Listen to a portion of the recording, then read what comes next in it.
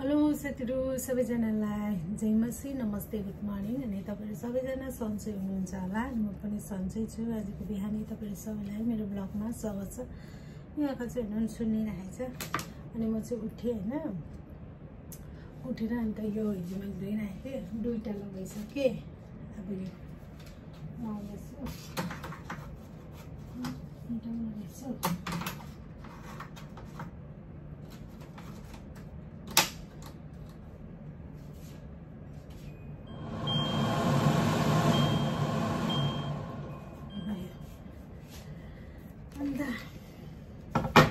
त्यही हो साथीहरु अहिले एकदम बिजी छु म।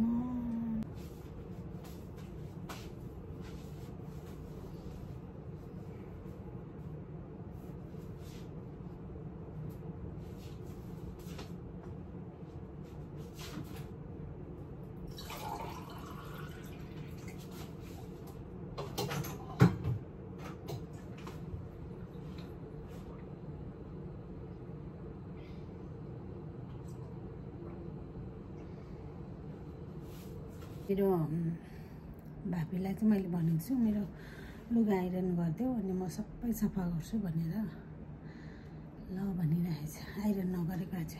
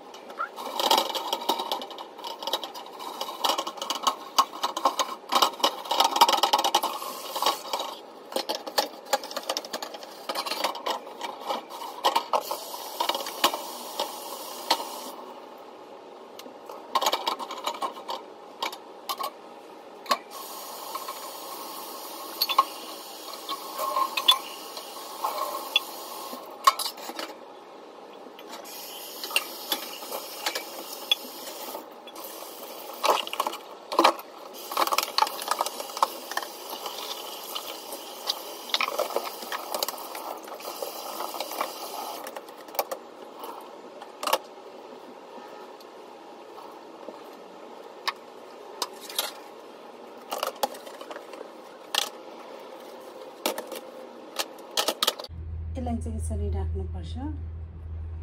यो जति पनि प्लेटको बोलको उयोहरू चाहिँ पानीहरू चाहिँ यहाँबाट टक्किन्छ नि त यहाँ तल जान्छ हो नभए चाहिँ सिमेन्टमा जान्छ। प्लेटहरू सबै मैले थन्काइसकेँ अनि म चाहिँ यो युज गर्ने योहरू चाहिँ यहाँ राख्छु नभए चाहिँ यहाँ राख्छु।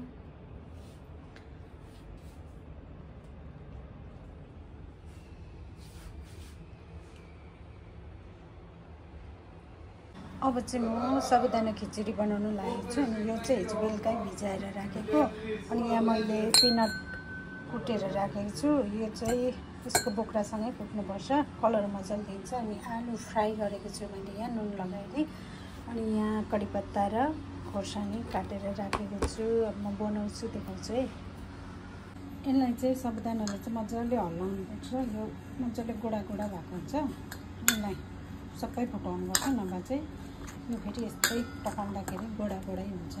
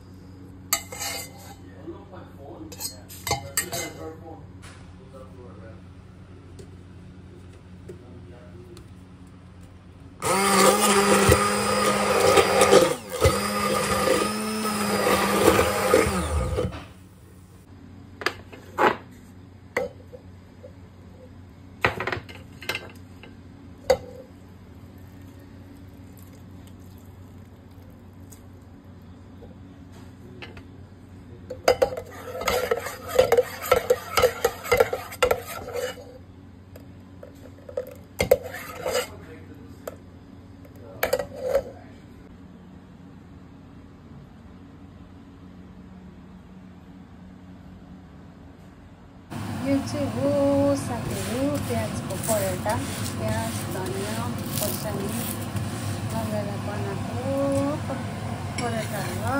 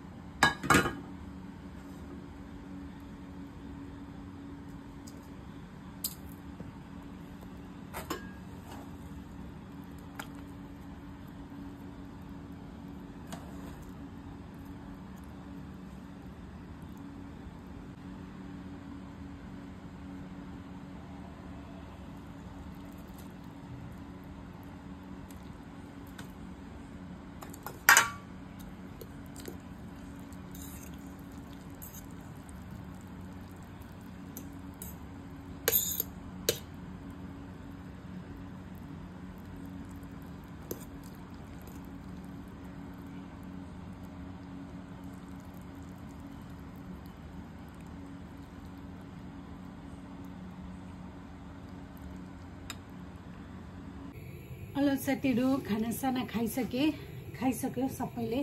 अनि बोजूको चाहिँ लास्ट ट्रिप हुँदैछ। अहिले बाथरुम लगेर आएँ हैन। अब यहाँ पुरा खोक्नु हुँदैछ। काढा बनाइदिइरहेको छु। अनि काढा बनाएर त्यहाँदेखि दिएर कहिले 11 बजेर नागिसक्यो हैन। यस्तै छ जिन्दगी साथीहरू। आँखाभरि निद, मुटुभरि माया भनेको जस्तो हो। अब के गर्नु, यो उम्लेर पुऱ्याइदिइरहेको छु। नाति चाहिँ छ।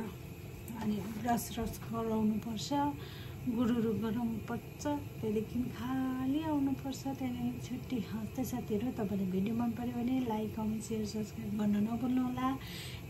तपाईँहरू नयाँ हुनुहुन्छ भने है, मलाई तपाईँले के कुरा जान्नु चाहनुहुन्छ भने मलाई कमेन्ट गर्नु होला। हस् त, बाई बाई।